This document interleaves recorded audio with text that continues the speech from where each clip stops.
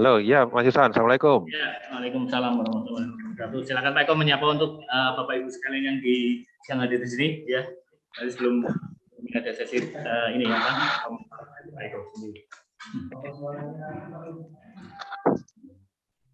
Ya, Assalamualaikum pada Bapak Ibu yang hadir di acara Zoom meeting pada sore hari ini. Perkenalkan, saya Eko Budi Suprapto. Di sini kami sebagai Halo, gimana Mas Yusan? Putus? Ya, saya akan ya. Ya. Di sini kita pernah belajar tentang masalah holistik, pelajaran holistik ini.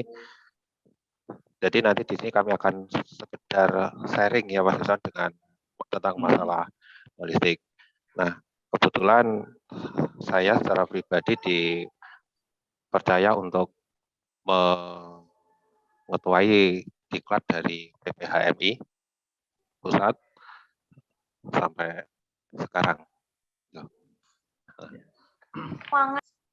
Oke, ya terima kasih itu perkenalan singkat dari Pak Eko. Untuk selanjutnya saya di sini coba bacakan terkait dengan riwayat ya, nama Pak Eko Budi Suprapto, tempat tanggal lahir Cimahi 25 Januari 1977.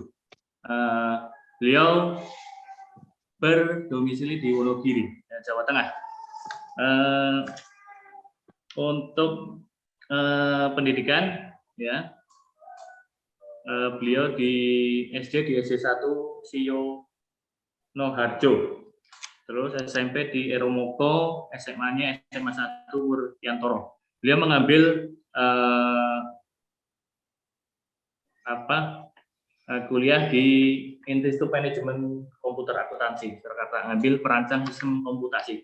Untuk riwayat pelatihan dan seminar cukup banyak sekali ya, terkait dengan pelatihan herba, kiropraktik, iridologi, sijil ya, herbalis, terus ada ijazah ilmiah, ada pelatihan sistem pengobatan herba holistik di tahun 2011, dan ternyata banyak sekali ya, TFT modul 1 ya, PPHMI ada, terus pesantren ya, pesantren holistik yang dulu pernah dilaksanakan oleh PPHMI di bulan Februari 2019. Ya. Untuk saat ini beliau sebagai trainer ya, trainer dari KPL Farmas, selain sebagai ya koordinator Indonesia Agroorganik IOA wilayah Wonogiri. Ya.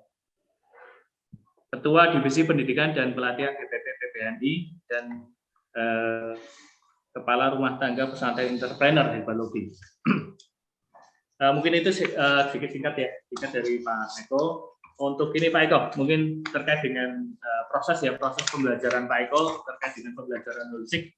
Kalau mungkin ini lebih ke arah sharing-sharing terkait dengan proses awal belajar holistik, terkait dengan mungkin aplikasi-aplikasinya di lapangan, gitu, terkait dengan historinya, sejak awal belajar, dan yang pasti nanti mungkin Pak Ningga sebagai semacam pembekalan awal lah bagi Bapak Ibu sekalian yang ada keberminatan dengan belajar holistik nanti seperti apa.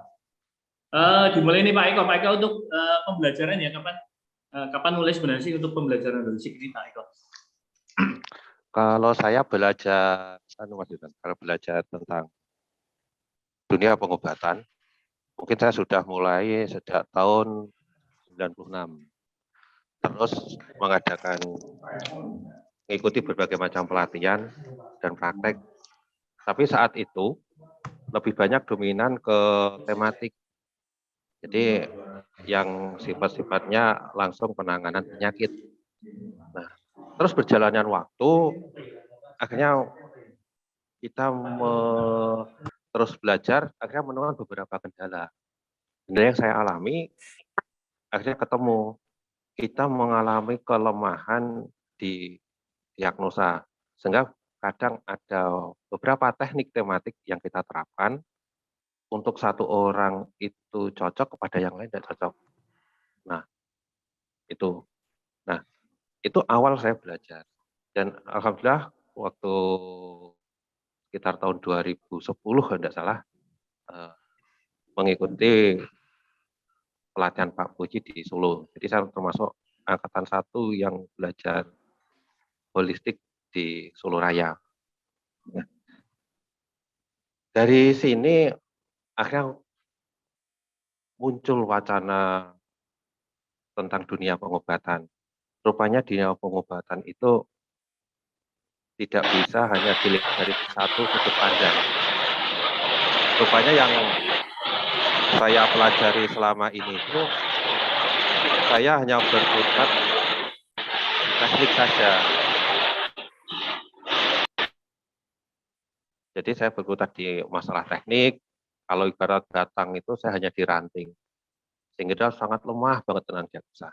Nah, wacana analisa dan diagnosa itu terbuka waktu belajar holistik di Solo. Nah, angkatan saya waktu itu terjadi hampir 70 orang. Tapi selama berjalan waktu 1 tahun lebih, akhirnya yang berhasil lolos 2 orang.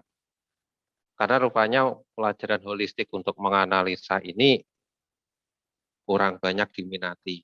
Karena di sini kita akan hampir kayak seorang dokter, kita harus menganalisa, mendiagnosa seperti itu. Karena dulu memang berangkat dari kata hati yang merasa bersalah. Karena waktu itu kita juga ikut beberapa marketing herba, jadi memasarkan beberapa produk herba. Tapi di sini pas memasarkan produk herba itu tanpa melalui proses diagnosa. Semua herba yang diberikan ini cocok untuk kasus tertentu. Gitu. Jadi tanpa ada diagnosa, oh herba ini cocok untuk semua darah tinggi. Tapi begitu kejadian tidak sesuai dengan realita. Banyak akhirnya yang kontradiksi. Nah, apa yang salah? Nah, dari perjalanan itu kita baca. Terus yang kedua, ada suatu lagi yang akhirnya membuat saya terhenyak itu, saya mendapat pesan dari guru saya juga, kalau kita menawarkan herba, tujuannya untuk kesembuhan orang lain, tapi didasari hanya mencari keuntungan semata, tanpa melalui proses diagnosa, tanpa menjual dengan ilmu, itu zalim. Dan kezaliman itu akan dibawa dunia akhirat. Karena apa? Niatan kita menolong orang lain itu hanya didasari dari kita mencari keuntungan dari berjualan saja.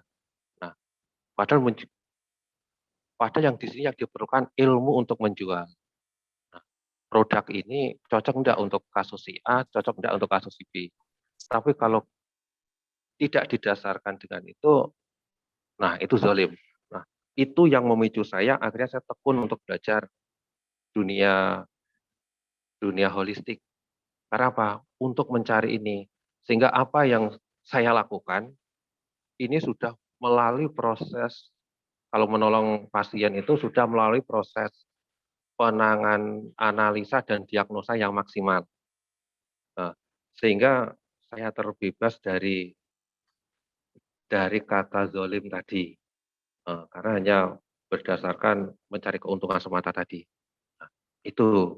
Nah, ya memang belajar holistik tidak semudah itu. Karena holistik itu adalah dunia berpikir dan menganalisa perjalanan suatu penyakit, sebab dan akibat. Nah, karena saya awalnya seorang programmer dan bicara tentang sebab akibat, mungkin saya tidak begitu kesulitan. Jadi di sini, dalam teknik waktu penanganan pasien, di sini kita bisa menjelaskan dengan runtut proses perjalanan penyakit kepada pasien, dari pola makanan, gaya hidup, seperti ini akan mengakibatkan seperti ini. Nah, begitu itu dijelaskan secara runtut, pasien itu sudah merasa puas dan dia memperoleh ketenangan psikologis menghadapi sakit yang diderita. Nah, sehingga herba dan teknik terapi itu hanya membantu kecil, karena yang sebagian besar itu kesadaran pasien mengetahui posisi dirinya di mana, itu yang akan membantu. Sehingga kita bersama-sama bisa meraih proses kesembuhan dengan cepat. Ya, itu mungkin salah satu yang melatar belakangi kenapa saya terus belajar memperdalami dunia holistik. Hanya satu pemicu saya, jangan berbuat zalim pada pasien. Itu mungkin itu Mas Dusan satunya. Ya Pak Eko. Jadi berarti memang ada sesuatu yang bikin membuat yang panitia itu memberikan hak-hak pasien sesuai dengan apa yang dibutuhkan, dengan sandaran keilmuan yang jelas, dengan standar keilmuan yang pastinya bisa dipertanggungjawabkan.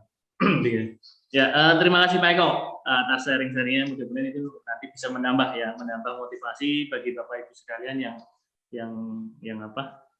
yang ingin mengetahui lebih detail lagi, lebih jauh lagi terkait dengan holistik itu seperti apa sih, gitu, terus aplikasinya di lapangan.